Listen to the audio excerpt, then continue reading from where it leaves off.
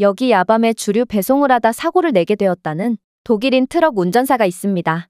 그리고 그는 어두컴컴한 밤도로에서 목숨을 걸고 술병을 처리하다가 웬 정체불명의 동양인들의 습격을 받게 되었다고 하는데요. 그렇다면 그가 대체 무슨 경험을 했던 것일까요? 안녕하세요. 저는 독일 출신의 막시밀리안이라고 합니다. 저는 독일의 한적한 시골 마을에서 살고 있고 다행히도 저희 마을 근처에 주류 공장이 있어서 저는 이 회사와 계약을 맺고 트럭을 몰며 주류 운반 일을 하고 있죠. 저는 저희 마을에서만 느낄 수 있는 여유로운 삶이 참 마음에 들었습니다. 조용한 마을에서 가족들과 함께 시간을 보내는 것만큼 마음이 평온해지는 것도 없었거든요. 그러나 독일 정부가 이민 및 영주권 제도를 대대적으로 손보기 시작함에 따라 웬 동양인들이 떼거지로 마을에 몰려오기 시작했고 제 평화로운 마을은 점점 망가지기 시작했습니다. 이 동양인들의 정체는 전부 중국인들이었는데 문제는 중국인들은 독일에 정착하기 위해 저희 마을로 왔음에도 도저히 이곳에 동화될 생각을 안 하더라고요. 중국인들은 독일어를 배우려고 하기는커녕 오히려 당연하다는 듯 독일 주민들에게 중국어로 말을 거는 황당한 행보를 보였거든요. 심지어 이들은 정말 바퀴벌레처럼 엄청난 속도로 증식해버려서 소수였던 중국인들은 이제 마을 구성원의 상당수를 구성하게 되어버렸습니다. 중국인들은 언제 어디서나 시끄럽게 떠들었고 심지어 한밤중에 모여 고성방가를 하며 야유회를 하는 일도 잦아서 주민들이 밤잠을 설치는 일이 하루 이틀이 아니었는데요. 마을 주민들 대다수가 조용하고 소심한 성격이었기에 중국인들의 예의 없는 모습에 대놓고 항의를 하는 사람은 없었지만 저희는 기본적인 매너도 모르는 중국인들을 싫어할 수밖에 없었습니다. 그런데 중국인들은 점점 도를 넘기 시작하더군요. 중국인들은 남녀노소 할 것 없이 길거리에서 대소변을 아무렇지도 않게 보기 시작했거든요. 저는 이들의 수치심이라곤 찾아볼 수 없는 모습에 경악을 할 수밖에 없었습니다. 솔직히 독일 및 유럽 국가들에서는 공중화장실이 그렇게 잘 되어 있는 편이 아니라 가끔 으슥한 골목길에서 노상방뇨를 하는 사람들을 마주칠 때도 있습니다. 하지만 중국인들은 정말 이와는 차원이 다른 천박함을 보여주었죠. 이들은 산책로나 길거리 한복판, 유동인구가 많은 광장에서도 거리낌 없이 바지를 내려댔고 이들 때문에 아름다웠던 저희 마을은 똥범벅이 되어가기 시작했거든요. 개를 산책시키다가 강아지의 배설물보다 몇 배나 거대한 인간의 그것을 발견했을 때의 역겨운 감정은 정말 말로 표현할 수 없을 정도로 최악의 경험이라고 할 수 있죠. 그렇게 아름다운 자연과 한적한 분위기를 가진 지상낙원이었던 저희 마을은 점점 중국인들의 노상 배변과 쓰레기 무단 투기 그리고 고성방가로 인해 처참하게 부서져가기 시작했습니다. 그리고 그렇게 고통받던 와중 한 번은 정말 충격적인 일이 발생하게 되죠. 바로 제가 맥주를 운송하기 위해 트럭을 몰 때의 일이었는데요. 그날도 어김없이 중국인들의 난폭 운전으로 인해 도로 상황이 매우 어지러운 상태였습니다. 독일인들, 특히 저희 마을 사람들은 운전을 매우 교양 있게 하고 상대방을 배려하면서 하기로 유명한데 중국인들은 정말 살면서 본 적도 없는 오늘까지만 살겠다식의 난폭 운전을 선보이곤 하거든요. 저는 목숨을 담보로 상대방을 위협하는 중국인들의 운전 태도에 치가 떨렸고 참다 못해 클락션을 울리게 되었는데요. 그런데 무단 차선 변경과 위협 운전을 하던 중국인 운전자는 제 클락션 소리에 화가 났는지 제게 보복 운전을 시도하는 거 아니겠어요? 중국인 운전자는 무슨 자신감인지 조그마한 소형차를 타고도 정말 금방이라도 사고를 낼 것처럼 위험한 운전을 하더라고요. 결국 저는 그의 차량을 박아서 완전히 흔적도 없이 만들기 직전에 가까스로 운전대를 틀어버렸고 그 중국인 운전자는 끝까지 도발을 하면서 그 자리를 떠나버렸죠. 제가 그의 목숨을 살려준 것도 모르고 말입니다. 하지만 문제는 따로 있었습니다. 제가 급하게 방향을 틀게 되면서 트럭에 실려있던 엄청난 양의 맥주들이 쏟아져 버렸거든요. 저는 황급히 갓길에 차를 세우고 수습을 하려고 했으나 역시나 혼자서는 역부족이었어요. 그리고 그렇게 절망감을 느끼며 맥주를 주워 담던 그때 저는 경악을 금치 못할 장면을 목격하게 되었습니다. 왜냐하면 난폭 운전을 하던 중국인들이 제 상황을 보고는 하나같이 갓길에 차를 대더니 이내 쏟아진 맥주를 주워 담기 시작했거든요. 물론 이들은 저를 도와주기 위해 맥주를 주워 담는 것이 아닌 자신들이 훔쳐 가져가기 위해 맥주를 주워갔죠. 이들은 맥주를 양손 가득 담아가는 것도 모자라 별도의 가방까지 가져와서 자신들의 차량에 싣기 시작했고 이를 본 다른 중국인 운전자들도 좀비 떼처럼 몰려들며 현장은 순식간에 아수라장이 되어버렸습니다. 중국인들은 갓길에 차를 세우는 것도 모자라 도로 한복판에까지 차를 세우며 다른 차량의 통행까지 막아댔거든요. 이들은 차량을 비키라는 클락션 소리를 듣고도 전혀 개의치 않아 했고 그저 맥주를 훔치는 것에만 집중했습니다. 그렇게 중국인들의 진로방해 때문에 꼼짝없이 도로에 갇혀버린 독일 운전자들은 중국인들의 야만적인 도둑질을 보고 혀를 끌끌 차면서 저를 안쓰러운 눈으로 쳐다봤는데요. 하지만 정작 저를 도와주는 사람은 아무도 없더라고요.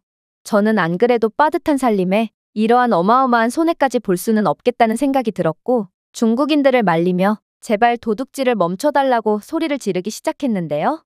그러나 이러한 감정에 호소하는 전략은 중국인들에겐 전혀 먹혀들지 않더라고요. 이들은 제 절규하며 고함을 치는 소리를 듣고도 그저 자신들끼리 중국어로 시시덕대며 웃었고 저를 조롱하기까지 했거든요. 그렇게 저는 향후 있을 회사 측과의 재계약에도 문제가 있을 수도 있겠다는 걱정과 많은 돈을 물어줘야 할 거라는 절망감에 휩싸였고 이내 도로에 주저앉아 눈물을 보이고 말았습니다. 중국인들은 이러한 가장의 눈물을 보고도 전혀 개의치 않아 했지만 말입니다. 이들은 자신의 이익을 챙기기에만 바빴고 자신들의 차량이 훔친 맥주로 꽉 차서 도저히 공간이 없자 맥주를 개봉하며 그 자리에서 맥주를 마시기까지 했거든요. 중국인들은 공짜라면 양잿물도 마시는지 몇 명은 술에 취해 그 자리에 그대로 자빠져서 잠들기도 했고 심지어 도로에 토를 하는 중국인들도 있었습니다. 저는 기가 막혀서 도저히 말을 이어나갈 수가 없었습니다. 도대체 왜 자기 자신에게 해를 끼치면서까지 이러는 건지 아무래도 중국인들은 남들에게 최대한 피해를 입혀야 자신이 이득을 본다고 생각하는 듯 했습니다. 나중에는 훔친 맥주를 다시 훔치려는 중국인들이 나타나서 중국인들끼리의 난장판이 벌어지기도 했지만 저는 이제 중국인들에 대해 놀라기도 지쳐 그저 망연자실해 있을 뿐이었죠. 이곳은 시골 마을이라 그런지 경찰들은 몇 시간 동안이나 모습을 보이지 않았고 결국 중국인들은 그렇게 난장판을 부리고 음주운전까지 하며 유유히 현장을 빠져나가더군요. 그리고 그들이 지나간 자리에는 깨진 병과 톳자국만이 남아있을 뿐이었죠. 저는 이날의 경험으로 도난당한 술값과 배송지연 및 사고 수수료를 지불해야 해서 상당한 손해를 보게 되었고 마을 주민들도 도로에서 몇 시간씩이나 갇혀 있으며 큰 피해를 입고 말았습니다. 많은 주민들이 이 사건에 대해 분노했으나 때는 이미 늦은 상황이었습니다. 뒤늦게 중국인들에게 항의하기엔 이젠 그들의 숫자가 너무나도 불어난 상태였거든요. 이곳은 저희 마을이자 고향이었지만 이미 저희의 발언권은 없어졌고 중국인들에게 항의조차 할 수 없었거든요. 그리고 그 사실을 너무도 잘 알고 있는 중국인들은 계속해서 마을을 망쳐댈 뿐이었습니다. 그렇게 3년이라는 시간이 흘렀습니다. 그 사이에 저희 마을은 완전히 중국화가 되어버렸죠. 덕분에 중국에서 유명해진 저희 마을에는 관광객들이 찾아오기 시작했지만 조용하고 평화로운 분위기를 그리워하던 주민들은 점점 마을을 떠나기 시작했습니다. 그리고 그 즈음 제 아들이 저와 같은 회사에서 트럭 운전사로 일하게 됐죠. 부자가 같은 직업을 가지게 된 것입니다. 저는 아들이 첫 출근을 앞두고 과도한 긴장을 하길래 운전을 봐주기 위해 조수석에 탑승하게 됐는데요. 그런데 이게 무슨 운명의 장난일까? 제 아들은 야간 주행이 너무 긴장됐는지 제가 사고를 냈던 지점과 비슷한 곳에서 똑같은 사고를 내버린 거 아니겠어요? 이건 정말 큰일이었습니다. 저는 그나마 맥주를 엎질렀기에 어찌어찌해서 보상금을 낼 수 있었지만 이날 아들이 운반하던 술은 고급주류였거든요. 특히나 시골 마을의 한 치 앞도 보이지 않는 야간 도로는 그저 갓길에 정차하고 있는 것만으로도 매우 위험했죠. 하지만 마땅한 수는 없었고 저희 부자는 목숨을 걸고 쏟아진 술들을 줍기 시작했습니다. 그러나 이 수많은 술병들을 단둘이서 치우는 건 너무도 힘들었습니다.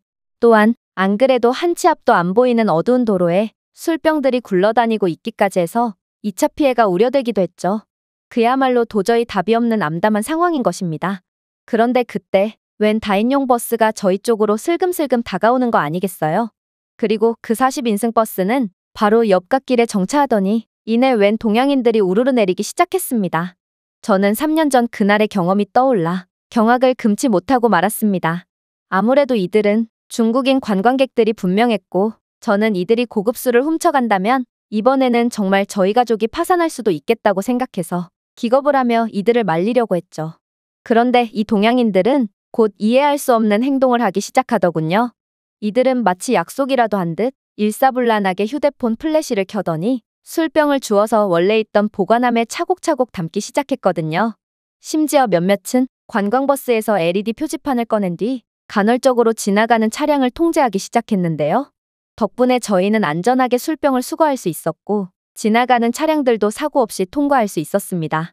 통행이 완전히 마비되고 인명사고까지 우려되는 상황이었음에도 이 동양인들의 기지 덕분에 단 3초 만에 해결된 것이죠.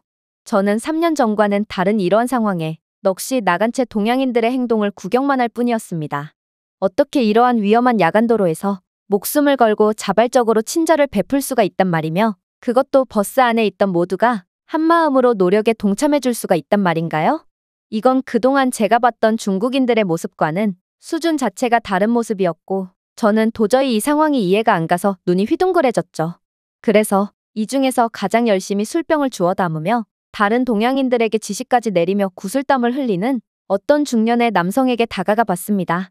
그리고 대체 중국인이 맞는 거냐며 어째서 이런 위험한 상황임에도 저를 도와주는 거냐고 물어봤죠.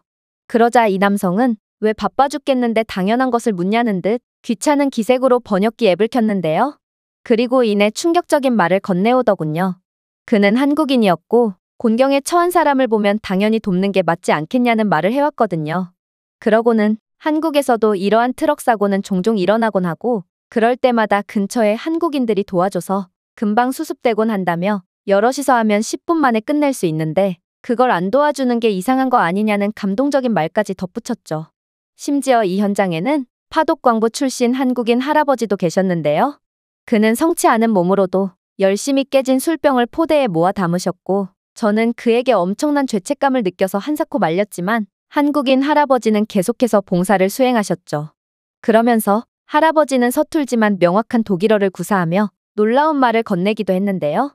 자신이 젊었을 때 독일 덕분에 가족과 국가를 위해 헌신할 수 있었다며 한국인들은 은혜와 원수는 무슨 일이 있어도 갚는다고 말해왔죠.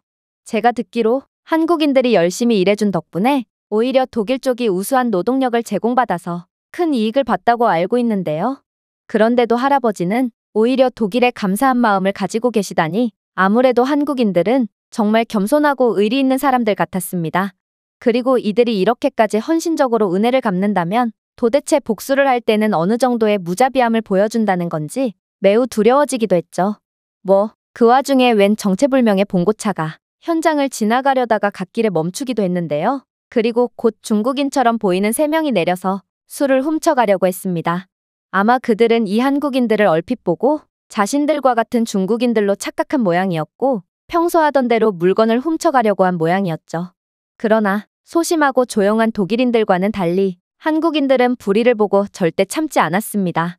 이들은 술을 훔쳐가려는 중국인들을 거세게 몰아붙였고 중국인들은 정말 맞아 죽기 직전에 신발까지 벗겨진 채로 급하게 꽁무니를 뺐거든요. 아마 한국인들은 중국인들 같은 진상을 조련하는 법을 아는 사람들인 것 같았습니다.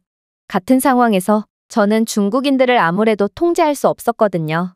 아무튼 저희는 한국인들의 도움 덕분에 대부분의 술들을 수거할 수 있었습니다.